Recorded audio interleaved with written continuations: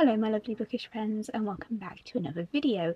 In this video I'm going to be sharing with you my April wrap up, so all the books that I've read this last month. And actually this month's been a bit of a slower reading month, but I still managed to read some very good novels, so let us get to the books. First up we have On Earth We Are Briefly Gorgeous by Ocean Vuong.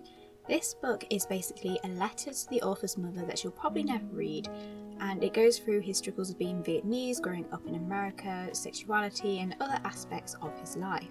This book doesn't have a lot in terms of plot, but some of the writing is beautiful.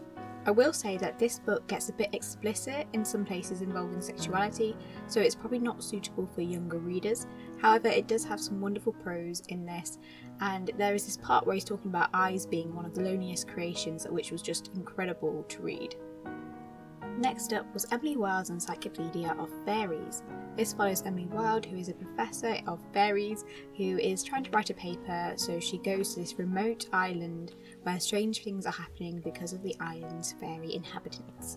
I really enjoyed this book. It took me a little while to warm up to our leading lady, as she's a bit grumpy and a little bit prickly, but her heart's in the right place and the story is just good whimsical fun. There's a nice bit of romance in there as well, and it was just truly a delightful read.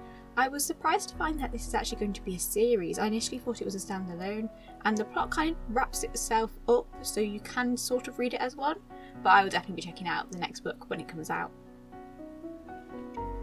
Next, I listened to Jane Austen's Lady Susan as an audiobook. This is believed to be one of the first stories that Jane Austen completed, but it wasn't published during her lifetime and she obviously didn't consider it good enough or whatever.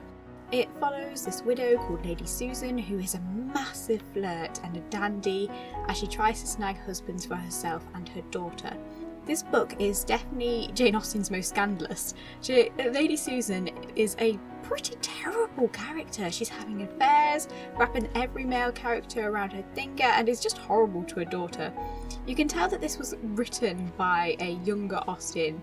The characters aren't as polished as her future works, but I would recommend giving it a read as it is quite fun. After this, I fell into not really a slump, but my reading pace just slowed down.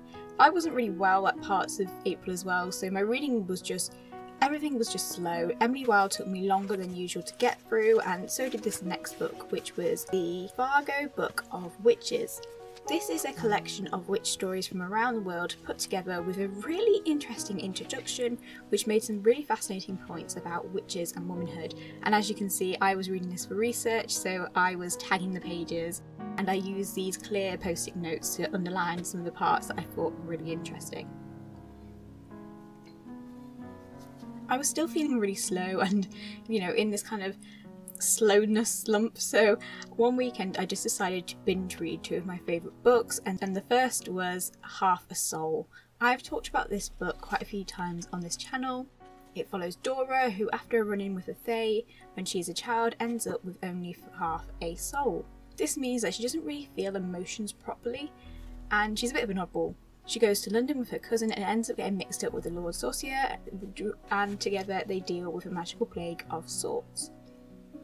This book is just good fun. It's Jane Austen romance with magic. Dora is this wonderful little weirdo, and I just really love the book. It's just pure magical enjoyment and it makes me feel good, which is sometimes all that you need.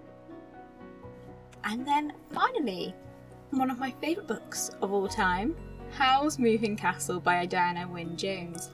This tells the story of Sophie Hatter, who catches the unwelcome attention of the Witch of the Waste and is turned into an old woman. Deciding that she's got nothing more to lose, Sophie makes her way to the moving castle that hovers on the hills above her town. But the castle belongs to the dreaded wizard Howl, who has appetite, they say, is satisfied only by the souls of young girls. And there she meets his fire demon Calcifer as well. I absolutely love this book. It's a middle grade fantasy and it is also a Studio Ghibli movie. However, the book and movie are very different from each other, especially where the Black Door leads to. It's so funny when you read this for the first time having watched the movie first, because it's just so funny. I won't spoil it, but it's so funny.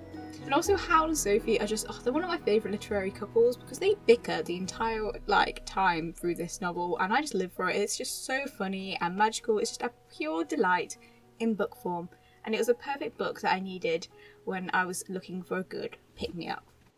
And that was it for my April wrap-up. I honestly still can't believe that, you know, April is over and that we're in May. It's been one of those weird ones where time seems to have gone really slowly at one point and then quick again. And yeah, this month was definitely a slower reading month. However, I think the books that I read were all really good and I enjoyed them. I'm sort of lucky that I had that weekend of doing a bit of sort of binge reading and getting a few more books in. And yeah, I don't really know why I fell into, it wasn't even a reading slump. I just felt like I didn't have time. I was just a bit too almost busy to be reading, which I don't like.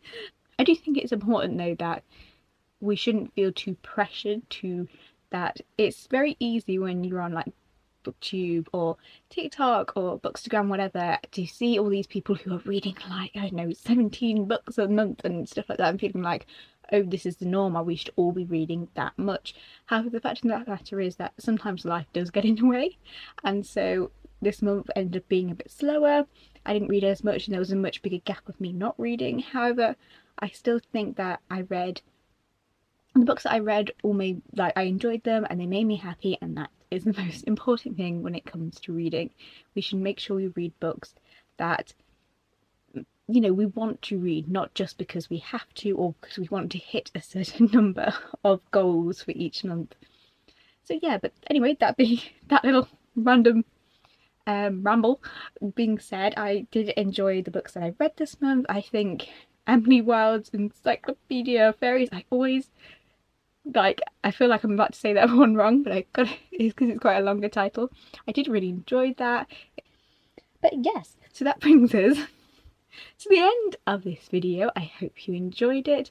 If you did, please consider liking and subscribing, as we have a lot more bookish content to come. So, until next time, my lovely bookish friends, bye!